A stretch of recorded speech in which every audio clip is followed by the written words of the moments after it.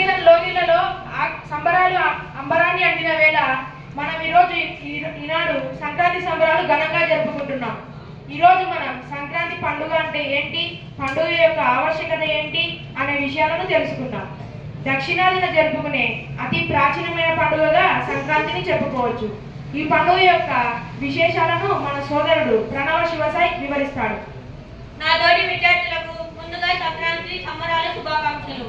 ఈ రోజు మనం ఇంత హుషారుగా ఈ సంబరాలు జరుపుకోవడానికి కారణం మన సంప్రదాయాలు తరతరాలుగా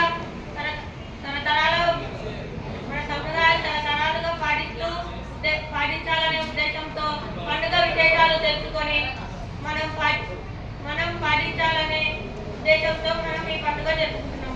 సంక్రాంతి అంటే రైతుల పండుగ. పట్టణాల్లో నగరాల కంటే ఈ పండుగను పల్లెటూర్లలో బాగా ఆనందంగా జరుపుకుంటారు.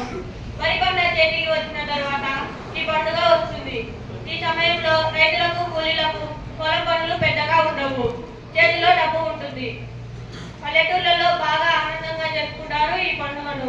ఈ పండుగ ప్రతి సంవత్సరం జనవరిలో 13, 14, 15 లేదా 14, 15, 16 తేదీల్లో వస్తుంది. ఖగోళ శాస్త్రం ప్రకారం ఈ పండుగకు ఓ ప్రాముఖ్యత ఉన్నది. దక్షిణ భారతదేశంలో ఆంధ్రప్రదేశ్తో పాటు తమిళనాడులో కూడా ఈ పండుగను ఘనంగా జరుపుకుంటారు. తమిళనాడులో ఈ పండుగను పొంగల్ అని పిలుస్తారు. పాలు, బియ్యం, పెసరపప్పు కలిపి వంటకాన్ని పొంగల్ అని అంటారు. సంక్రాంతికి పొంగల్ తప్పనిసరిగా చేసుకుంటారు. ఈ వంటకం పేరు మీదుగా ఈ పండుగకు పొంగల్ అని పేరు వచ్చింది.